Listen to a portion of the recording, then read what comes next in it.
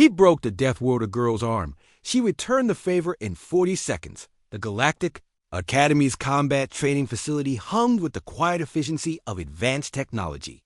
Crystalline walls filtered the harsh light of 3 suns, casting prismatic rainbows across the polished floor where species from across the known galaxy practiced their combat forms. It was here that Zefkar, a towering Catherian warrior standing nearly 3 meters tall, had earned his reputation as the Academy's most feared combatant. His exoskeleton gleamed like burnished copper, each plate razor-sharp and perfectly aligned. 4 arms moved with mechanical precision as he demolished training dummies, each strike calculated to deliver maximum devastation. The other students gave him a wide berth, all except for one small figure sitting quietly in the corner, methodically.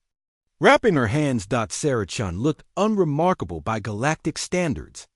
At barely 1.7 meters and weighing perhaps 60 kilograms, she was dwarfed by most of her classmates. Her brown hair was pulled back in a simple ponytail, and her dark eyes held a quiet intensity that most aliens mistook for docility.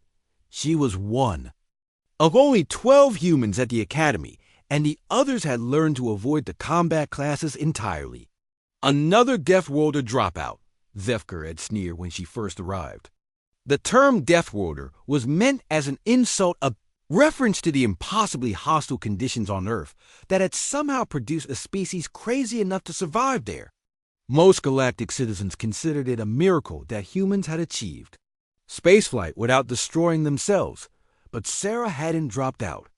Week after week, she returned to the training floor, absorbing techniques, studying her opponents, and quietly enduring the whispered comments about her species' primitive nature.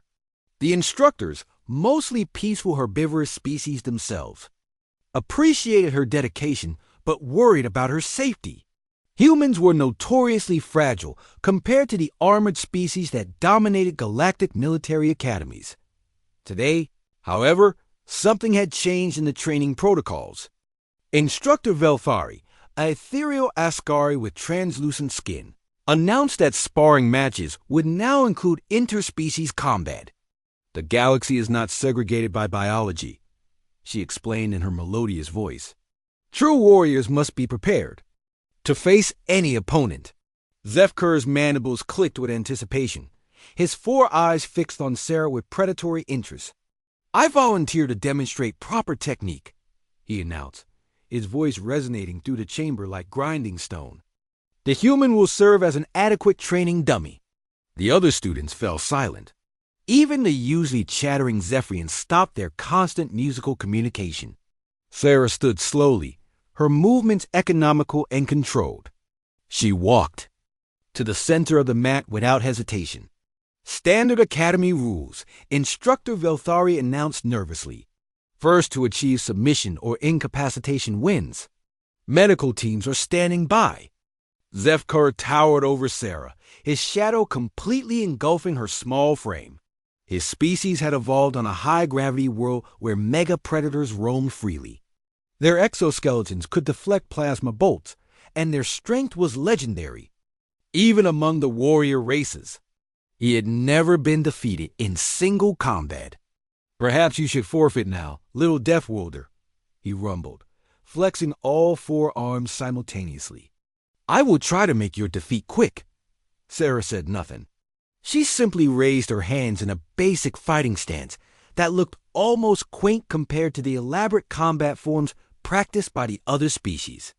Her breathing remained steady, her dark eyes never leaving Zefkar's center mass. The match began. Zefkar moved with surprising speed for his size, all 4 arms striking simultaneously in a pattern designed to overwhelm any opponent. It was a technique that had never failed him until now. Sarah seemed to flow like water around his attacks, her smaller size allowing her to slip between his strikes with millimeters to spare. But she wasn't just evading. She was observing, cataloging, learning. The Catherian pressed his attack, growing, frustrated as his blows found only empty air. In his annoyance, he overcommitted to a powerful downward strike with his primary right arm. Sarah sidestepped, and for the first time, engaged directly. She caught his wrist, not to stop the blow, but to guide it. Using his own momentum against him, she twisted sharply.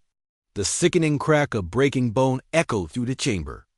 As Zefkar's arm bent at an impossible angle, the alien warrior screamed in shock and pain, stumbling backward. His species had dense, tough bones designed to withstand tremendous impacts. No one had ever broken a Catherian's arm in hand-to-hand combat. It should have been physically impossible. Impossible! He roared, cradling his damaged limb. No Deathworlder has that kind of strength. Sarah flexed her right hand experimentally, wincing slightly. You're right, she said quietly, her voice carrying clearly in the stunned silence. I don't have your strength, but I don't need it. The word seemed to confuse Zefkar, who was used to combat being a simple matter of superior physical attributes.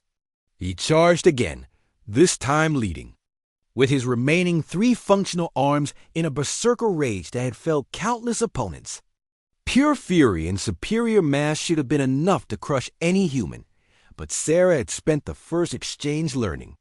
Now she knew his reach, his speed, his preferred attack patterns. More importantly, she understood something about combat that his species had never needed to learn. Technique could overcome raw power. She slipped inside his guard like a ghost, too close for his longer arms to be effective. Her elbow found the nerve cluster at the base of his neck with surgical precision. As he stumbled, she pivoted and drove her knee into his left secondary arm joint, hyperextending it with a sound like splintering wood. Zefkar crashed to the ground, 2 arms now useless. But Sarah wasn't finished. Moving with fluid grace, she trapped his remaining functional arm in a joint lock that used his own body weight against him. The more he struggled, the more pressure was applied to joints that, despite their alien construction, followed the same basic biomechanical principles as human joints. Submit, she said calmly, increasing the pressure slightly. Zefkar's pride warred with his pain. He had never submitted to anyone, let alone a tiny Deathworlder. But as Sarah adjusted her grip and his shoulder joint began to separate, survival instinct overcame ego. I yield. He gasped. Sarah released him immediately and stepped back, offering her hand to help him up. The gesture was so unexpected that Zefkar stared at it in confusion before accepting the assistance. Instructor. Velthari's chronometer showed the entire encounter had lasted exactly 43 seconds. The chamber remained silent as Sarah walked back to her corner and began unwrapping her hands. Her knuckles were bruised from the impacts, but she showed no other signs of the violence that had just occurred. How? Zefkar demanded, struggling to his feet with the help of medical technicians. Your species is weak, fragile. How did you defeat me? Sarah paused in her unwrapping and looked up at him. For the first time since the match began, she smiled not with cruelty or triumph, but with something that might have been respect. My species didn't evolve to be the strongest or the fastest, she said simply. We evolved to survive. And sometimes, survival means learning to take down things much bigger than yourself.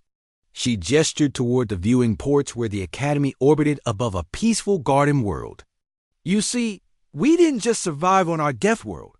We conquered it. Every predator, every natural disaster, every hostile environment, we found a way to overcome it all. She finished unwrapping her hands and stood. Strength is useful, Zefkar, but adaptability? That's how a species survives long enough to reach the stars. As she walked toward the exit, her fellow students parted before her with newfound respect. The small human from the death world had just demonstrated something that would be discussed in Academy combat classes for generations to come. Sometimes, the most dangerous opponent isn't the biggest or the strongest.